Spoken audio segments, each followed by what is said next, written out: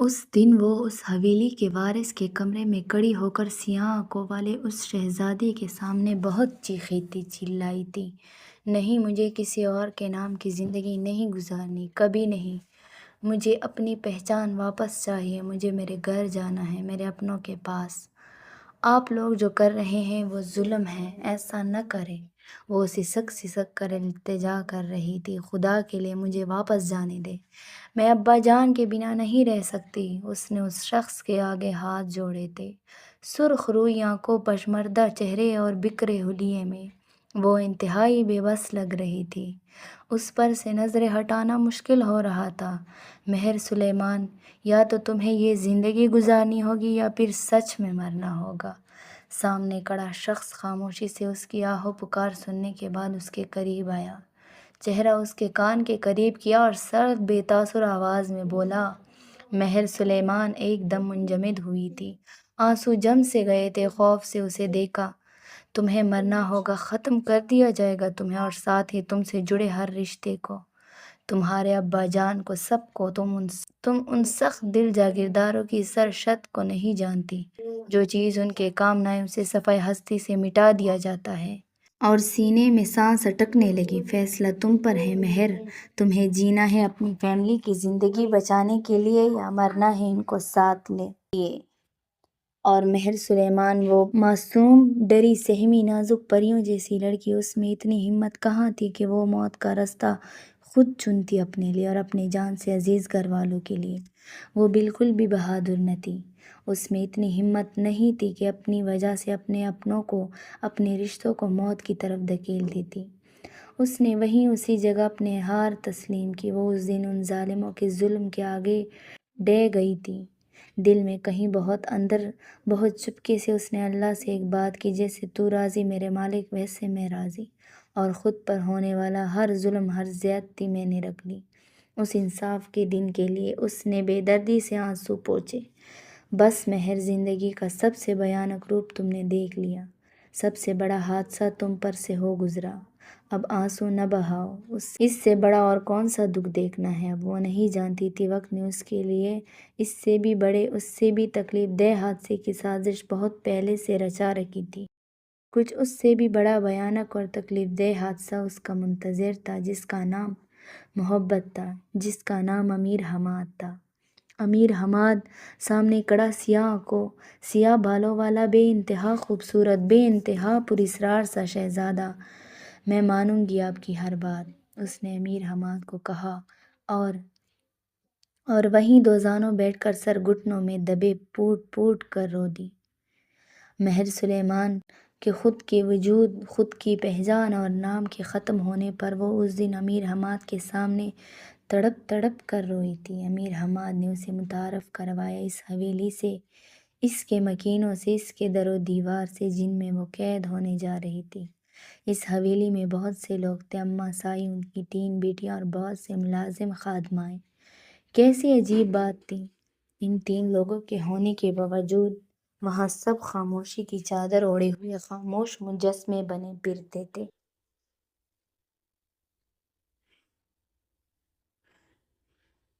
جیسے لاشیں ہو کوئی، ہر کوئی اپنے معمول کے کاموں میں مصروف ہوتا۔ اس حویلی کی وہ تینوں بیٹیاں بڑی بڑی چادریں اوڑھے خاموشی سے اسے ملیں، نہ کوئی سوال، نہ کوئی جواب، عجیب پترائے ہوئے سے چہرے تھے ان کے۔ مہر کا دم گھٹنے لگا۔ اس حویلی کے تمام ملازم جیسے بے زبان تھے،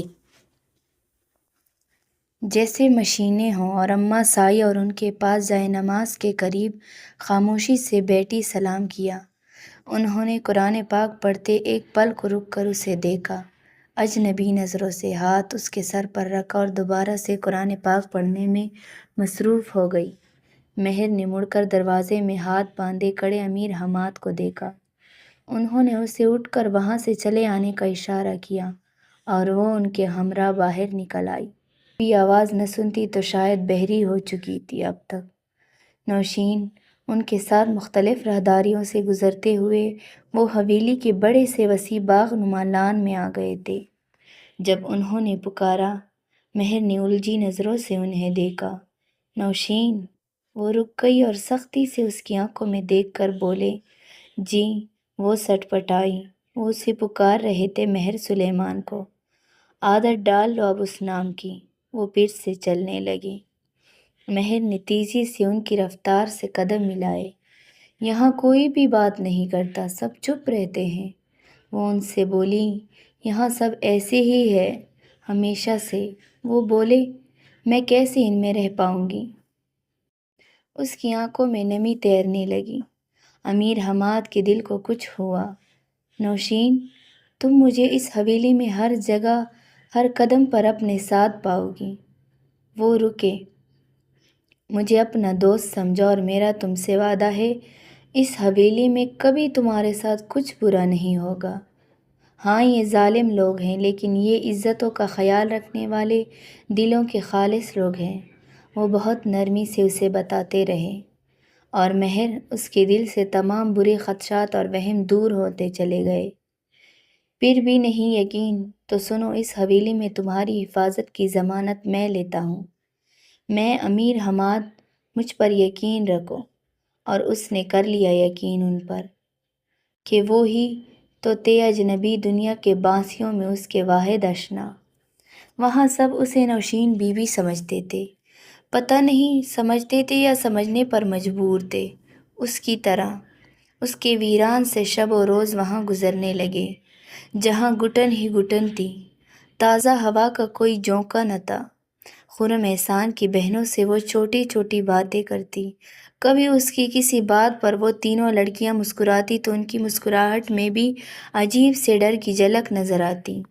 وہ اماں سائیں کے پاس بیٹھی رہتی، ان سے باتیں کرنے کی کوشش کرتی، اسے ان کے پرنور چہرے پر ٹہرے غم کی تحریر نظر آتی۔ کبھی کبھی وہ شفقت سے ان کے سر پر ہاتھ پھیر دیتی اور کبھی کبھی آنکھوں میں عجیب سی آس لیے اسے دیکھتی رہتی۔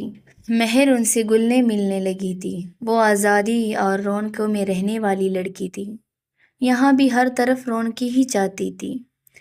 اس دن وہ مسکرا کر اس حویلی کی سب سے چھوٹی بیٹی ام ہانی سے کوئی بات کر رہی تھی۔ ام ہانی اسے کچھ حد تک بے تکلف ہو چکی تھی۔ نوشین کی مسکراہٹ اس کی شہد رنگ آنکھوں کو چھوٹا اور چمکدار کر دیتی تھی۔ دور کھڑے امیر حماد نے پرسوچ نظروں سے اس کی طرف دیکھا۔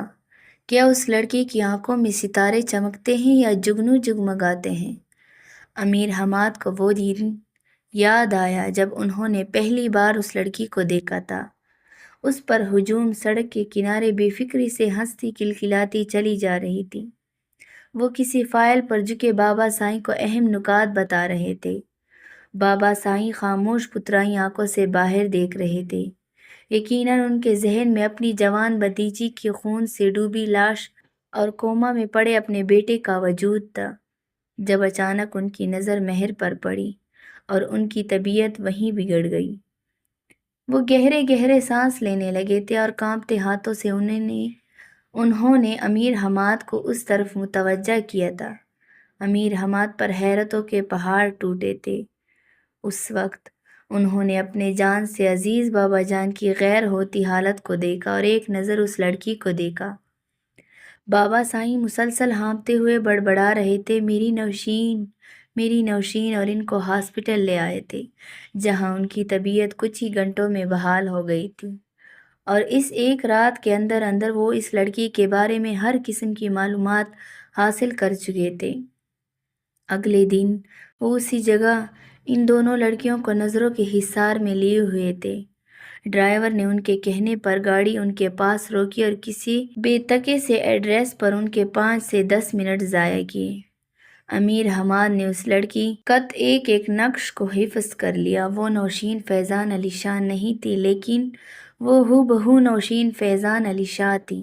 امیر حماد کی گہری نظریں اس پر جمی ہوئی تھی۔ وہ کچھ بے چین ہوئی تھی، ادھر ادھر دیکھ رہی تھی۔ امیر حماد ساکت نظروں سے اسے دیکھتے رہے۔ جب اس کی نظریں کھڑکی پر رکی اور وہ یک ٹک وہاں دیکھے گئی، تب امیر حماد نے محسوس کیا اس کی آنکھیں، ہاں اس کی آنکھیں جدا تھی، اس کی آنکھیں نوشین جیسی نہیں تھیں۔ ان آنکھوں پر سے نظریں ہٹانا مشکل ہو رہا تھا۔ ان آنکھوں میں بہت سی روشنیاں بھری تھی۔ امیر حماد نے رات کو ہوٹل کے بڑے سے آراستہ کمرے میں آنکھیں موندے لیٹے بابا سائیں کو دوا دینے کے بعد ان کا ہاتھ تھام کر بہت آرام سے آہستگی سے بتایا تھا کہ وہ نوشین نہیں تھی، ان کی نوشین نہیں تھی۔ بابا سائیں نے بولا۔ بابا سائیں نے ہولے سے ہاتھ کھینچ لیا تھا اور چہرے کا رخ موڑ لیا تھا۔ بابا سائیں، امیر حماد نے پیار سے ان کو پکارا۔ بابا سائیں، جن کو ہم اپنے ہاتھوں سے مٹی میں دفن کر کے آئے وہ کبھی لوٹا نہیں کرتے۔ آپ نے کیوں قربان لی پھر سے نوشین کی زندگی کی امید؟ وہ نرم سے لہجے میں ان کو سمجھا رہے تھے۔ کتنا ہی وقت خاموشی کی نظر ہو گیا۔ اس لڑکی کو اٹھوا لو، مجھے وہ لڑکی چاہیے۔ کئی لمحوں بعد وہ بولے تو امیر حماد نے بے یقین سی نظروں سے انہیں دیکھا۔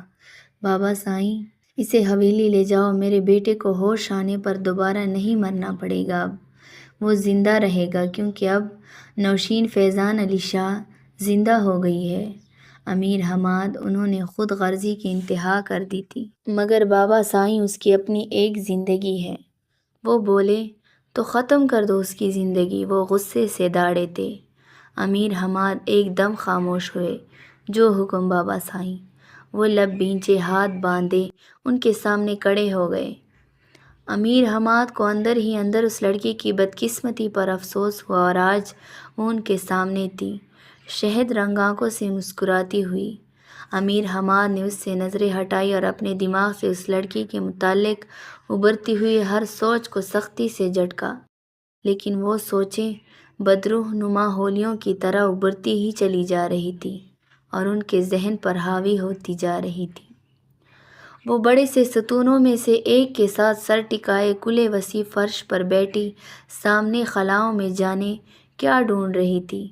امیر حماد بڑی سی گاڑی میں بیٹھے حویلی میں داخل ہوئے۔ ساتھ چلتے منشی کو کچھ سمجھاتے ہوئے ان کی نظر مہر سلیمان پر پڑی۔